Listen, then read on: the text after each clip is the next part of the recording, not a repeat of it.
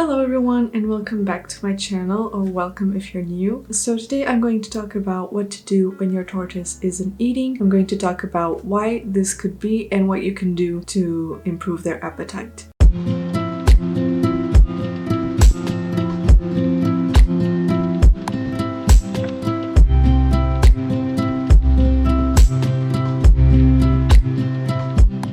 So if you just got your new tortoise, then it's most likely that she or he is way too stressed to eat right now. The first couple of days, it's completely normal if they don't eat. It's just under stress and adjusting to its new environment and enclosure, so it's completely normal. If your tortoise has been with you for a week or longer and it stopped eating, then this adjustment period doesn't really make sense and doesn't really fit in. This is when you should start looking into what could be causing this and how you can improve their appetite. So the number one cause is stress. They can just be really stressed. If you changed their enclosure recently, this could be a stress-inducing activity. So they could be stressed by small little things like their hiding place is different or they're just in a new enclosure. Another big factor of stress is overhandling. So you don't want to handle your tortoises too much. They are not very cuddly pets. They like to be on the ground on their own and they don't really like to be picked up. So avoid picking them up excessively. Only pick them up when you really have to. Another thing that could be causing your tortoise lack of appetite is their temperature. So if they are not in the right temperature range, this could have a huge impact on their appetite. Tortoises are cold-blooded reptiles, so they need to temperature regulate, and if they can't do that, they won't be able to eat properly. They need heat to digest their food, and if they are too cold, they will not do it at all.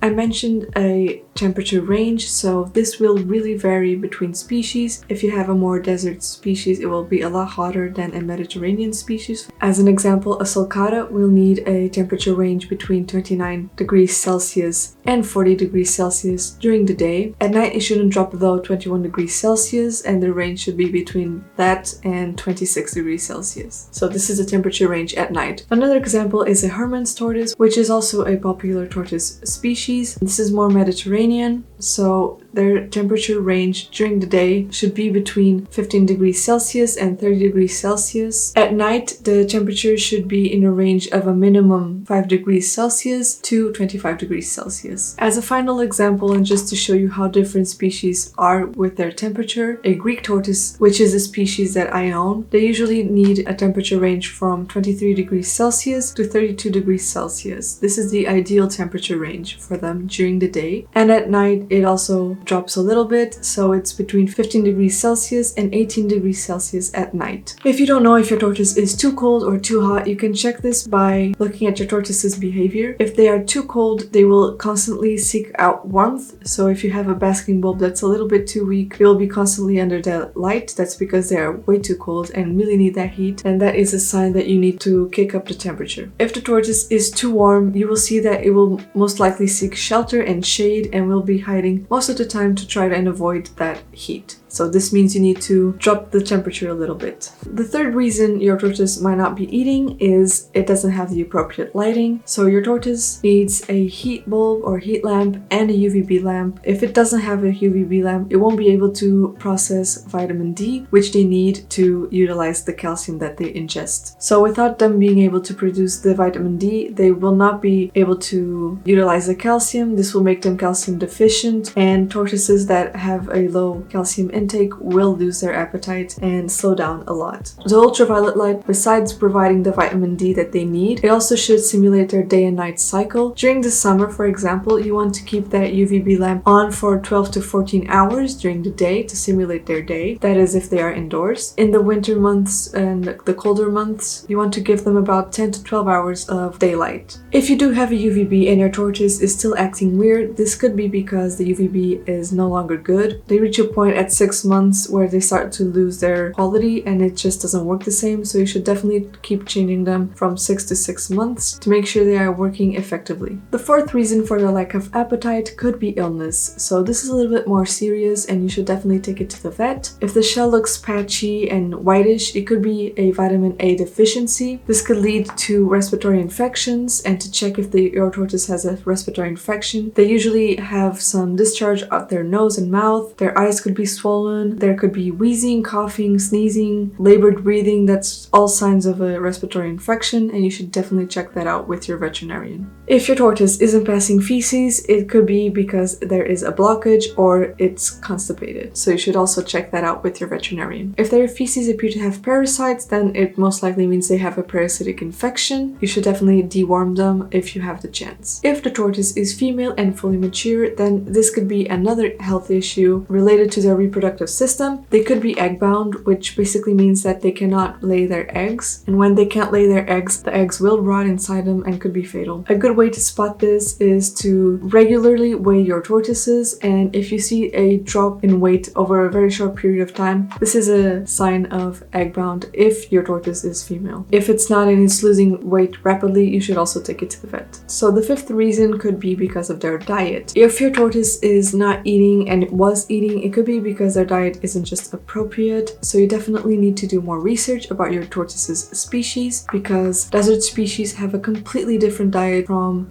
tropical species. For example, a sulcata cannot eat fruit, it's way too sugary, but maybe a redfoot tortoise, they can eat papaya, mangoes, strawberries, they eat a lot of fruit. So do your research to make sure that you are providing the correct care. But as a general rule, tortoises eat mostly leafy greens, dandelions, just avoid fruit if you can, and completely avoid protein. They do not need protein at all. Also avoid commercially prepared pellets because they have very concentrated nutrients and it should not be a staple. Of course, you can use this as a supplement to their diet, but don't use this as a staple. So number 6 is dehydration. They could not be eating because they are dehydrated. A good way to make sure that they are getting water into their system is to soak them weekly or whenever you feel like they need most. Always provide a shallow dishwater on their terrarium 24/7, just in case they want to have a sip or soak themselves. Soaking them will also promote bowel movements that will most likely improve their appetite. So the 7th reason might be a simple mistake that you can easily correct it. It could be just because of the time of the day that you are feeding them at. So tortoises are usually more active in the morning and spend the rest of the day basking or sleeping. So the morning is ideal for you to feed them. So simply changing your feeding schedule could solve this problem. If none of this applies to you, or you've tried and improved your tortoise care and it still won't eat, then I highly recommend that you take it to the vet. This guide is not an alternative to a veterinary appointment, so don't take this as a tutorial or how to fix it, because I can guarantee it will fix it. This is just a guide to help you get on the right track. Avoid vet clinics that are focused on dogs and cats because those most likely won't have experience with exotic animals, so try and find an exotic veterinarian or a reptile veterinarian. Don't avoid going to the vet. This is part of owning a pet, especially an exotic one, because veterinary bills are quite expensive. So that's pretty much it for this video. I really hope you guys enjoyed and it was somehow helpful. If you have any questions or requests for a video that you want me to do, leave them down below. I'll try my best to answer and get back to you. Leave a like if you like this video, subscribe for more, and I will see you guys later.